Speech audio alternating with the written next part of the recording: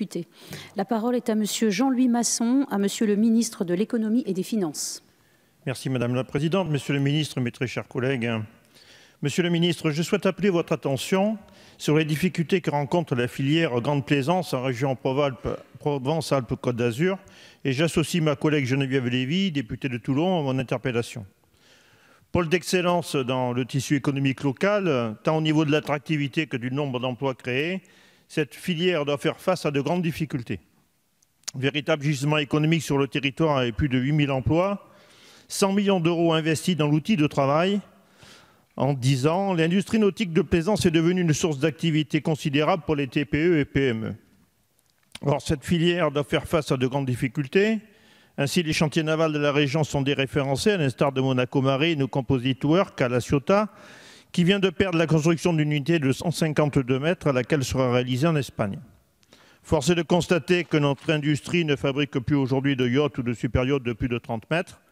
Au-delà des entreprises, je porte à votre connaissance qu'un yacht amarré est une source d'activité pour les commerces et services. À titre d'exemple, on estime qu'un yacht de 50 mètres entraîne un ruissellement de quelques 30 000 € par jour en moyenne dans l'économie locale. Les difficultés dont on parle sont sous-tendues aux disparités décisives en matière fiscale et de charges sociales entre la France et ses voisins.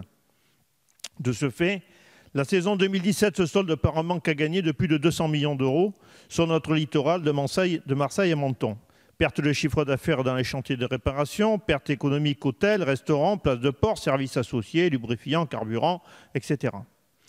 La loi de finances 2018, avec une forte hausse des droits de francisation et du droit de passeport pour les navires de plus de 30 mètres, va de toute évidence encore aggraver la situation. C'est pourquoi, Monsieur le ministre, avant qu'il ne soit trop tard, je vous demande les mesures que vous entendez prendre pour que les activités liées à Grande Plaisance ne soient plus à ce point pénalisées par rapport à nos partenaires européens. Merci Monsieur le député. La parole est à Monsieur le secrétaire d'État auprès du ministre de l'Action et des Comptes publics. Merci Madame la Présidente, Monsieur le député Jean-Louis Masson. Vous appelez l'attention du gouvernement sur les difficultés que rencontre la filière Grande Plaisance, et notamment dans la région Provence-Alpes-Côte d'Azur. Et je dois vous rappeler qu'aujourd'hui, l'évolution des critères qui permet de bénéficier de l'exonération de taxes sur la TVA est assise sur les produits énergétiques utilisés comme carburant ou combustible à bord des navires résulte de la prise en compte de 2 arrêts rendus par la Cour de justice de l'Union européenne et donc s'inscrivent dans cette perspective d'harmonisation. L'utilisation commerciale du navire s'apprécie au niveau de l'utilisateur final et dans ces conditions, la France a dû modifier sa réglementation afin de se mettre en conformité avec le droit européen. Ce changement est intervenu le 1er octobre 2016, soit près de 5 ans après les arrêts évoqués, et a fait l'objet d'une information préalable des professionnels. Et en outre, les produits énergétiques consommés par les navires utilisés à des fins commerciales, notamment pour les transports de personnes, restent eux exonérés de TICPE et de TVA. S'agissant de l'activité des chantiers navals, un certain nombre de mesures ont été prises et sont confirmées. Une exonération de TICPE pour les carburants destinés aux moteurs de navires utilisés dans le cadre de la construction, du développement, de la mise au point, des essais ou de l'entretien des navires et de leurs moteurs a été introduite dans la dernière loi de finances. Concernant la protection sociale des marins, ces derniers relèvent d'un régime spécial de sécurité sociale pour les assurances maladie et vieillesse, le NIM, l'Établissement national des invalides de la marine, et ils bénéficient déjà d'un régime social largement dérogatoire avec le maintien d'une couverture sociale adaptée. Selon l'activité des navires, les employeurs ou les armateurs sont éligibles à certaines exonérations spécifiques de cotisations ou aux dispositifs d'allègement généraux de cotisations et contributions, dispositifs qui seront renforcés à compter du 1er janvier 2019.